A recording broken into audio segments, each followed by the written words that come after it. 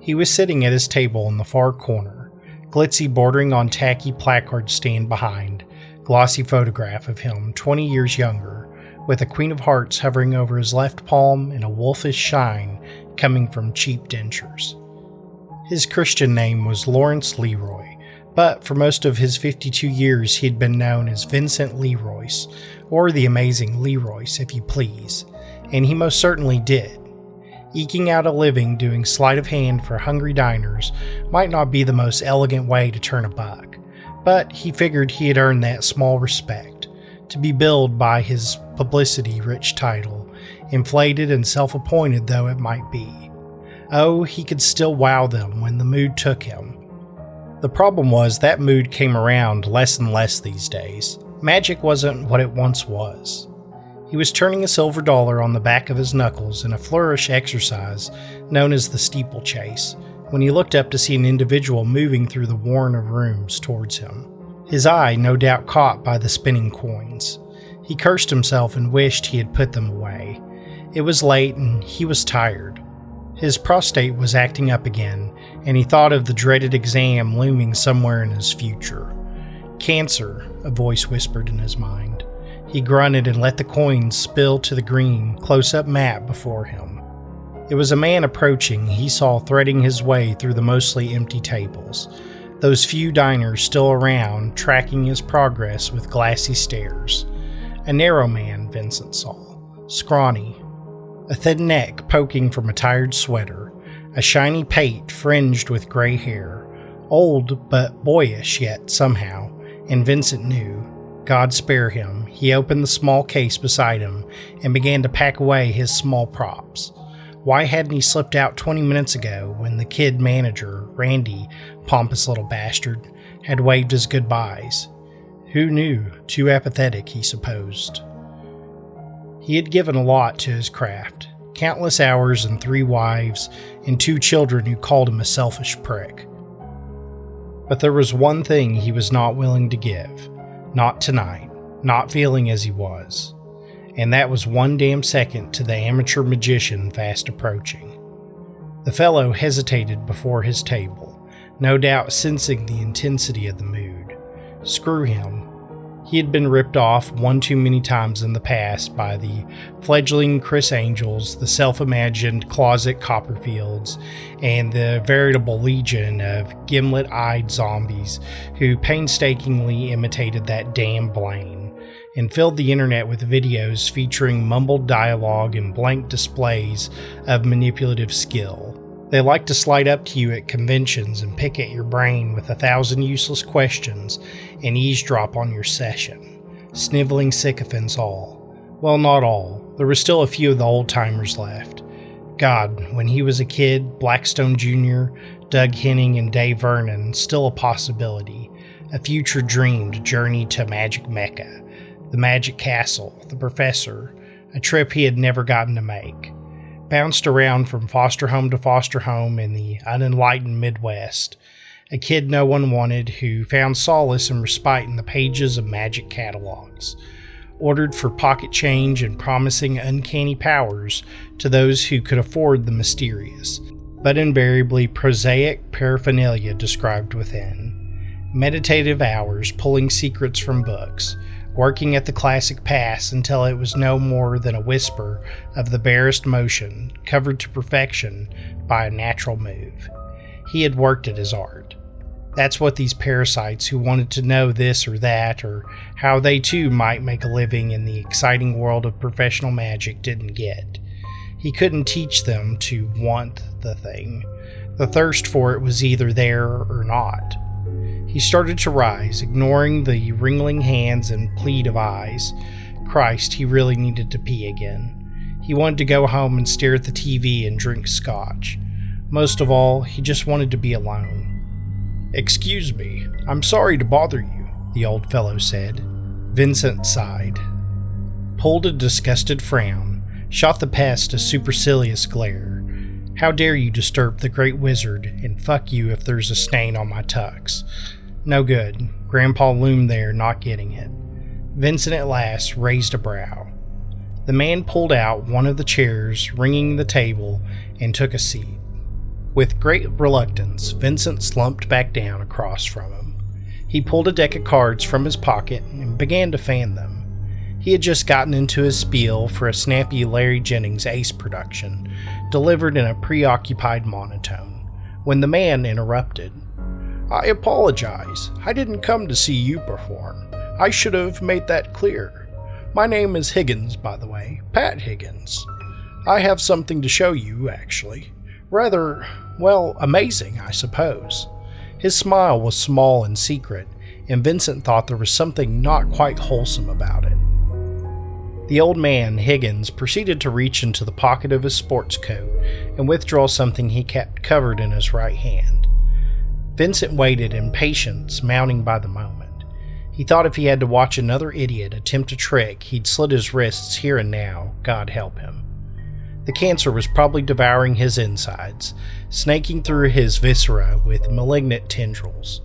Wasn't the payment enough for his past failures, for never really paying the full price for fame? The old guy's hands opened, and he wasn't too surprised to see a matchbox on his palm. Oh boy, here we go, he thought. "I'm afraid I'm not a performer such as yourself," Higgins said.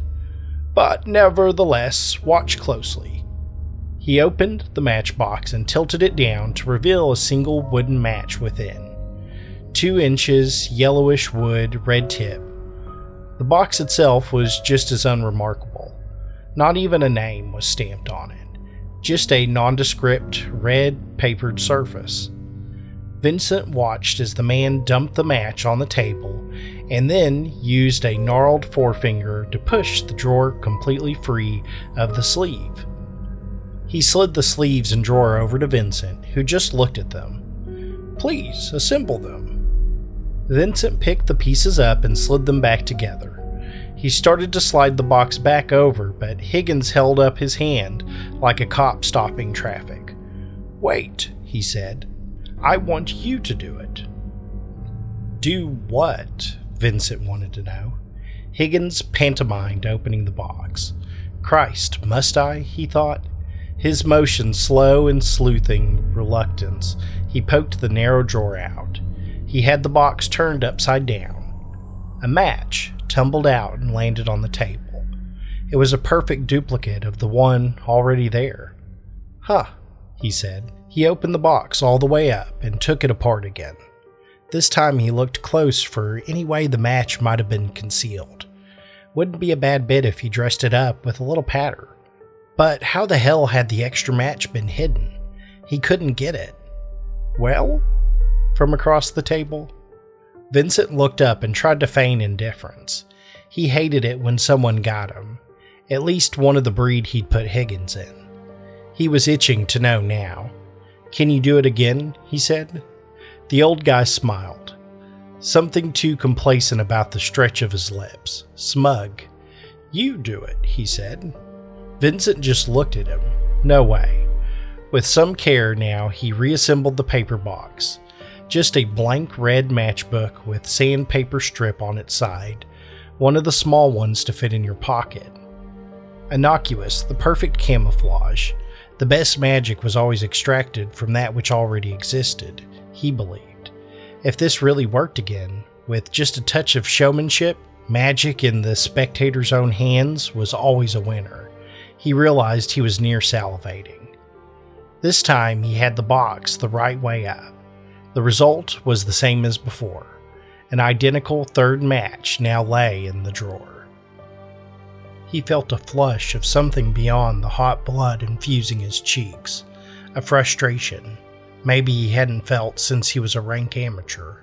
The poor kid from the trailer park, tormented by the prep suburbanites, with their crystal caskets and dancing canes and all those flashy things he could never afford. He wanted this thing, however it worked. He realized he wanted it quite badly. He looked to Higgins, the smile like that of a sated snake. "Do it again," he directed. No way. There was simply no way. He did it anyway, slowly, painstakingly, listening and feeling for another match to drop from wherever it might be hidden inside the box. His fingers trembled when he slid it open and dumped a fourth duplicate on the table. "Okay," he said, his voice breaking in a way he didn't care for. "You got me, partner. How in the world did you come up with it?" Across from him, Higgins spread his hands in a way Vincent found infuriating. "Complacent little..." He forced a smile. "I mean, I'd be willing to pay something or trade secrets." He realized he was sweating. His armpits felt damp. He wiped his forehead with the red silk. Higgins leaned forward, something hungry, almost vulpine in his expression. "Do it again," he said. Vincent shuddered. He was familiar with every conceivable optic principle or construction subtly which might explain what was happening. The problem was, none of them fit. It was a puzzle he couldn't solve, a Zen riddle incarnate. He earned his bread, little though it sometimes was, by presenting pseudo-mystery, and in his long and sometimes sordid career, that's all he'd ever been personally aware of. Magic was a bauble for the eyes, a minor miracle for the senses, staged and executed with ruthless precision, a laser-like focus of thought and action. What it most assuredly wasn't was anything of paranormal or inexplicable nature, at least in his varied experience. He went through the motions, quick this time. Boom, another match. He grinned and closed the box, popped it right back open. No, another. He began to do it faster, repeating the motion with a smooth fluidity born of years practicing intricate sleights with small objects. A small pyramid of matchsticks began to appear before him. Then it spilled as he worked faster yet. Open the box, extract another match, close it again, right back open to get the next. Madness. Persistently, there were more matches than the box could have held. It was like one of the production cabinets of old on a miniature scale. It caused the mind to grasp for explanations that slithered away, slick as eels. Vincent made himself stop, breathing hard, his feigned aloofness long blown. He imagined doing the feat on national television. It was that good. With just a modicum of work, it could make him famous, rich. He thought of his gloomy walk up within a stone's throw away of the Badlands of East St. Louis, and decided wealth and fame were things he had not quite lost a desire for after all. Mandy, a sweet brunette who waitressed at Halibro's and was infatuated with Vincent's species of uncertain and maybe seedy renown, wandered by and asked if he needed anything. His smile was pasty, double scotch. He pointed to Higgins, but the older man shook his head. "None for me, thanks." "Well," Higgins said, "I'm glad you enjoyed it." Vincent looked around for hidden cameras, thinking it was all some pilot for a new show, magicians fooling one another maybe, some sort of silly Advent-grade magic anarchist nonsense. He imagined a bunch of finger-flingers lurking behind the scenes, yucking it up at the mystification stamped on his features. The old man reached across the table and Vincent pulled the box away. "Now, just a moment," he said. But Higgins was relentless. "Please." His voice was quiet but demanding. With great reluctance, Vincent slid the damn thing back over to him. "Is it for sale, perhaps?" God, he sounded so weak. But something had been stirred in his breast. Old desires rekindled. He wanted this trick. Nay, he needed it. Higgins shook his head resolute. The box disappeared in his pocket. "I'm afraid it's one of a kind," he explained. No fooling, Vincent thought. "Where did you get it?" he asked. Higgins gave him a brief Buddha smile. "Where indeed," he said. "Truth is, I'm not much of a magician, Mr. Leroyce. I could do a few things, but never had the flair for it, I guess. Loved magic, though. I've always been a big fan. Everything from card tricks to metal bending. I've read your books. Always thought it underrated. Your ideas were good, but your style was cool. Guess it bristled some folks in the community. Didn't you have some kind of big disagreement with Kaufman or somebody?" Vincent didn't care to dredge up those dim, dead days. Not Kaufman, he thought, but someone just as respected in the field of magic publishing, and just as potentially lethal to an aspiring magic literate. A disagreement over the genesis of a move, a simple count with 3 cards, had resulted in their scorn of him in the pages of the company's house organ. A single scarce printing of Strange Miracles had barely paid him back the cost of ink, an unmitigated disaster. "Where?" Vincent said. Higgins shrugged. "I have to leave now, Mr. Leroyce. I hope you enjoyed it." "Wait now." Mandy had come back with his order balanced on a round tray, all curious looks and fishnet stockings. He took the glass with a distracted nod and gulped, fire in his throat. Better. $1,000, he said. His voice was thick. He thought he heard Mandy gasp alongside him. Higgins only smiled that damn smile Vincent longed to tear from his lips. He was already shaking his head. 2,000, he tried. "It's all I have." Unfortunately, not far from the truth. "Vinny?" Mandy said. He shushed her with a look. She appeared hurt but went on her way. He turned his attention back to Higgins, willing him to remain. "It's not a question of price. A thing like that, how can you put a price on it? It's a very special item. Just, please, tell me, where did it come from?" Higgins sat back. "Would you believe an online auction? In a box of junk owned by some has-been or never was, who's gone to that great big top hat in the sky. Some things are better left unexplained, Mr. Leroyce. Maybe this is one of them." "Cut the Fu Manchu inscrutable crap. It's a trick, an illusion of some kind, even if I don't know how it works. Given time, I will. We can make a fortune, Higgins. Just trust me on this. I'm in the business." "No, sir, I'm not interested.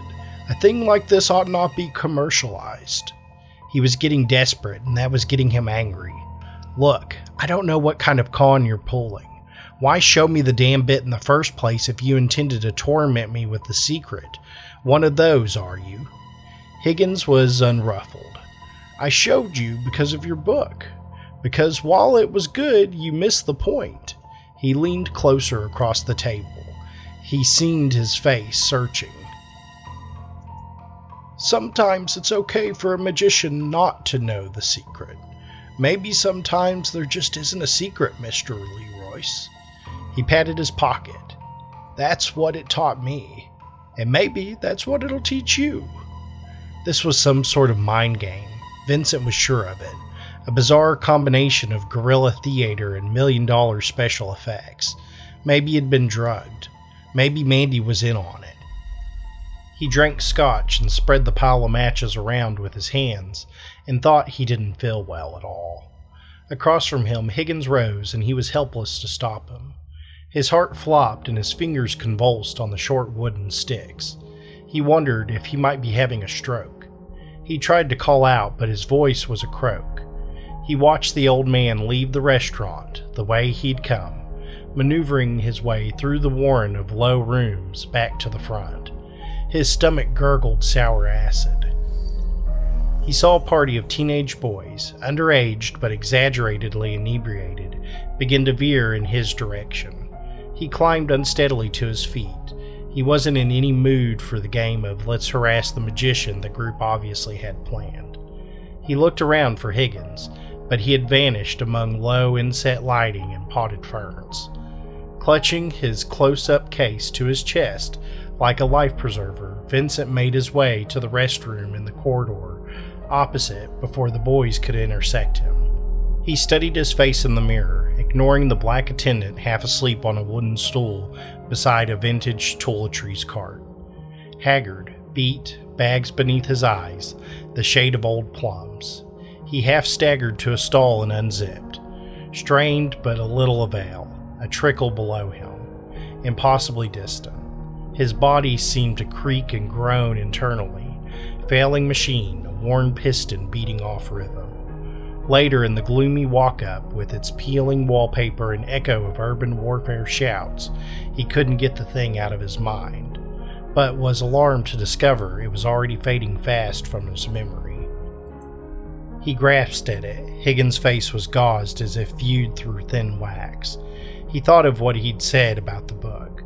With Johnny Walker guiding the way, he tore open his trunk and started pawing through sundry gimmicks and apparatuses.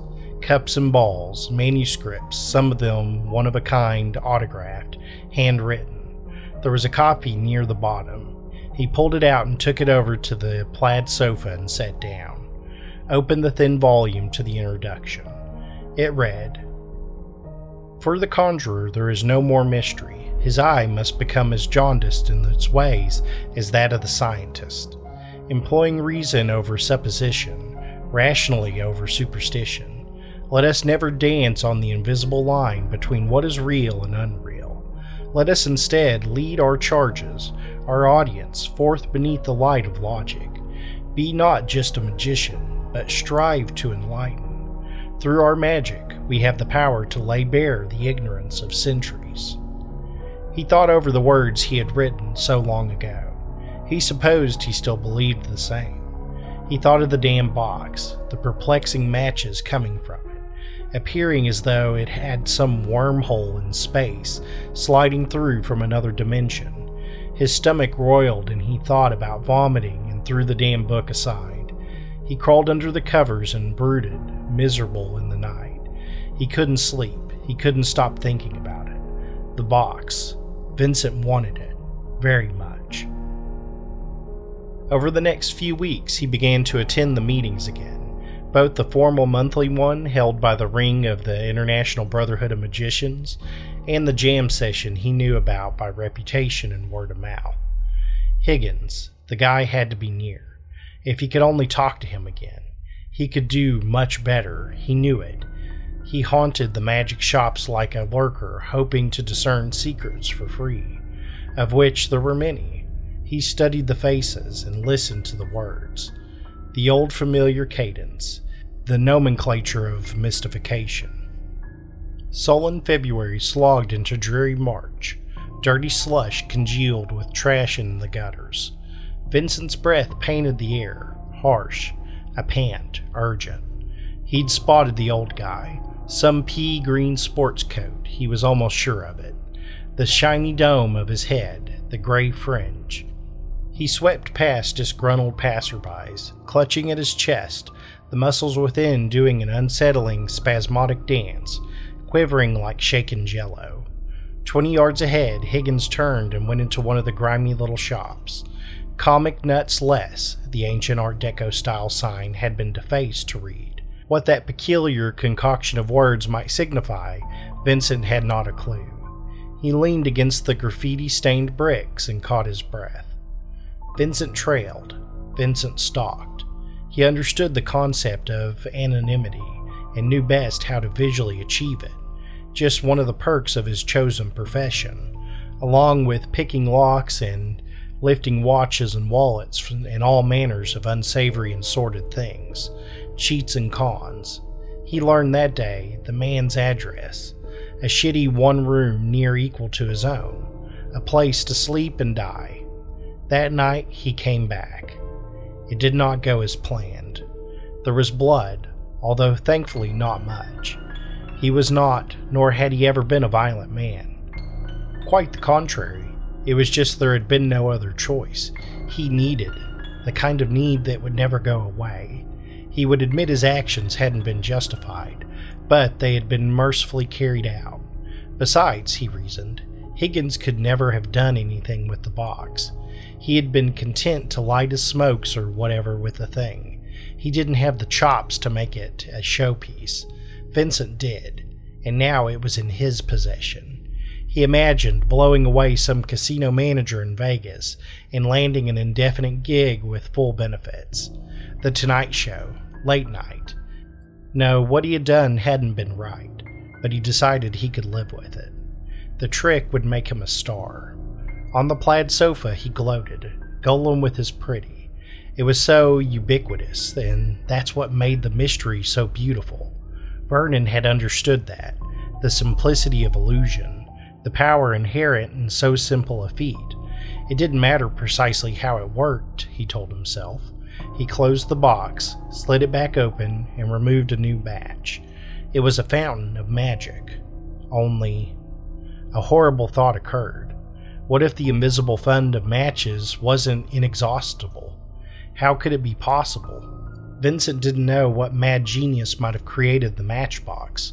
Some demented physicist/magic aficionado with a heretofore unknown understanding of quantum mechanics? Or was it a natural fluke of some kind, inexplicable on some level beyond that of humans? No idea, but it seemed almost certain it could not be eternal. And how many matches had he already extracted? Or Higgins, for that matter. Even now, cooling on his living room rug. He shoved that image aside. He gulped scotch. He pictured a jackstraw pile of matches, tucked impossibly in the crack of a parallel dimension, being pulled into the world one by one, the pile growing ever smaller. Worry gnawed at his gut. He had to know. What was the truth? Could he really risk performing the trick with the possibility it might fail at any moment? National embarrassment? Crushing humiliation? No. He would have to make sure, or reasonably sure, that the matches in the little cardboard box would continue to come forth, no matter how many were extracted. It was the only way he'd ever have the confidence needed to take the effect to the next level. And any magician worth his salt would tell you that confidence is the trickster's most advantageous attribute. It was close to midnight and his arm ached from the recent exertions. He needed a shower. It'd have to wait. With the diligence honed by practice, Vincent set to work to uncover the truth. Hours swarmed past, elongating into days. He slept in fitful starts among drifts of yellow wood matchsticks with sulphurous red heads. His dreams were tormented. Higgins' eyes wide with shock as the stiletto slipped in, the twitching of dying limbs, the mad scramble to locate the treasure. Not in the old man's pocket. His heart lodged in his head, impossibly loud. Tearing through the scant collection of magic ephemera, a dog-eared advertising card once thrown into an audience by the great Thurston, a framed and signed photo of Ed Marlowe, glass splintering when Vincent tossed it aside. On the TV it was, in plain sight, hurrying away, scurrying, a murderer, a monster now. The phone, when ignored, knocks on the door, the landlady demanding payment. Through it all, the Amazing Leroy worked, as he had worked for mastery of the side steal, the one-hand top palm, and seeming million other secret maneuvers which constituted the magician's arsenal. A profusion of matchsticks, minor mountains crumbling. Still they came till they covered the furniture and jabbed his body, and he had to wade through the sticking ends to sit on the toilet, an island among drifts. Empty the box, a minute wisp of sound as another match, identical to its million brethren, fell out. Close the box. Open. A new match. Over and over. He became a zombie, a curious automaton. His body wasted and his mind bent like taffy on a warm day. And still he could not conquer the mystery or allay his fears that the supply was indeed not without end. He couldn't stop. He hated the box and all it signified, its mocking of his certitude that any mystery could be answered. He hated the simplicity, the mocking redundancy. It was a cursed horn of plenty. He believed it was destroying his mind. He was trapped on the sofa, pinned by an avalanche of sticks. He dropped a new match into his lap, closed the box, opened.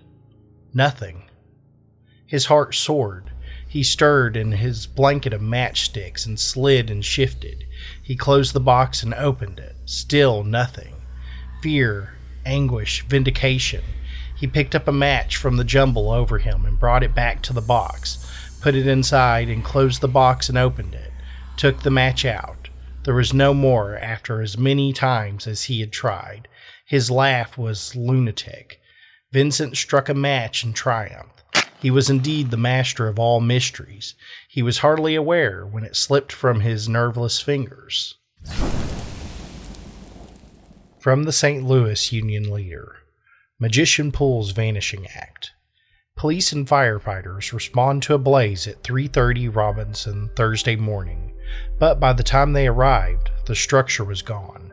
According to Chief Harold Perry, no remains of the home's occupant, 52-year-old Lawrence Leroy, a professional magician who has performed throughout the Midwest as the Amazing Leroyce, were recovered. Perry stated that there was evidence of accelerant at the scene, and the fire was so hot cremation of the body could not be ruled out. The matter remains under investigation. Ghastly here.